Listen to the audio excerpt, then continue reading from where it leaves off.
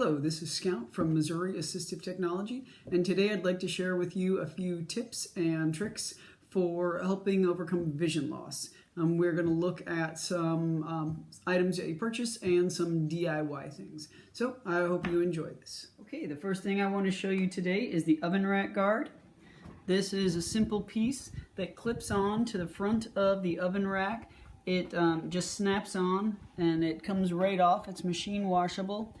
And it really allows you to see where the front of that rack is, so great contrast as well as just safety.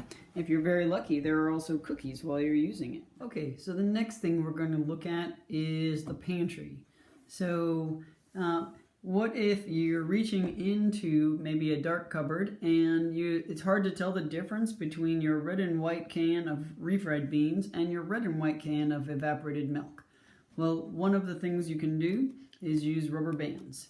So I might put 2 rubber bands on the top of my refried beans, and I might put 1 rubber band on the bottom of my evaporated milk.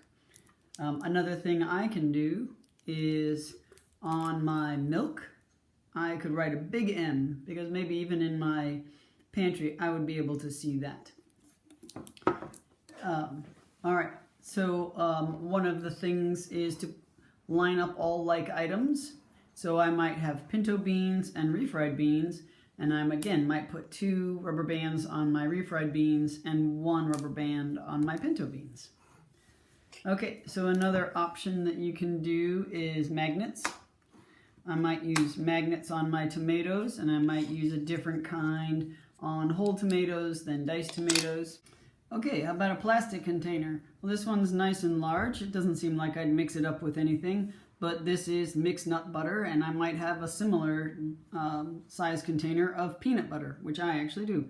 So if I have a hard time telling the difference, I could put a large rubber band on my mixed nut butter, and even when I'm using it, it's in the fridge, I can keep that on there. It actually makes it a little easier to grip as well. And then when I buy another jar, I can move that rubber band to my new jar in my pantry and never mix those up. Okay, now let's look at something else in the kitchen. How about a microwave? Well, instead of a microwave, I am just showing what I have done with puff paint. So this puff paint, which comes in a wide variety of colors, can be drawn onto a microwave or any other touchscreen surface, and so you might draw where your start button is to indicate, and then you can feel that shape. Alright, and then what's nice is when you're ready, you can just peel that right off. Okay, so that's some marking with puff paint. You can also use bump dots for that. Alright, so what if you have a hard time seeing when you write? So this is a Bold Writer 2020 pen, and these are great. They do just what they say, and it's easy to see when you write with the Bold Writer pen, and it doesn't bleed through. Alright, that's a great option. If you want to use a regular pen, sometimes they're hard to find. They might be on your desk with 20 other things. So if you put something around your pen, then it might make it easier to find. You can also use this as a grip aid, but whether or not you need it as a grip aid, you can always move it out of the way and just use it to find your pen.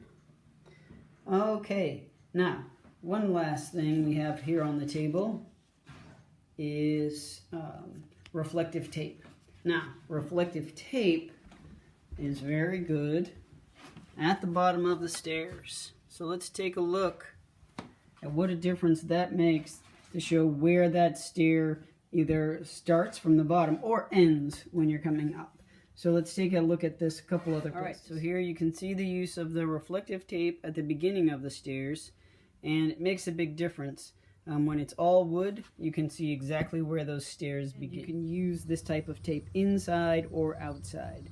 So I can see exactly where I need to start feeling for that step or looking for that step with that reflective tape. Look at some simple remote control options. Okay, so here I've used the puff paint again, and marked it where I would want to push on my remote control. This gives me voice control, which I highly recommend, select and power and things like that. And I have added extra cardboard, but I do recommend bump dots in here so that when I push there, it actually makes that selection.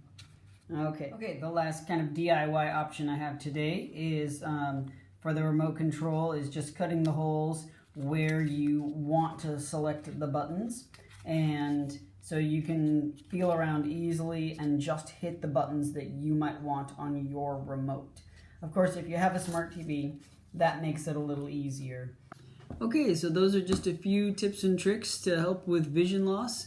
If you have some good tips of your own, stick them in the comments. I'd love to see. If you have any questions or if you feel like we could help you with your low vision needs, please reach out to us at Missouri Assistive Technology. You can find us at www.at.mo.gov. That's at.mo.gov. Or give us a call at 816-655-6700. You can ask for Scout or anybody else, and we'd be glad to help you. Right now, I'm going to say goodbye and take some time for my chocolate chip cookies. All right, bye.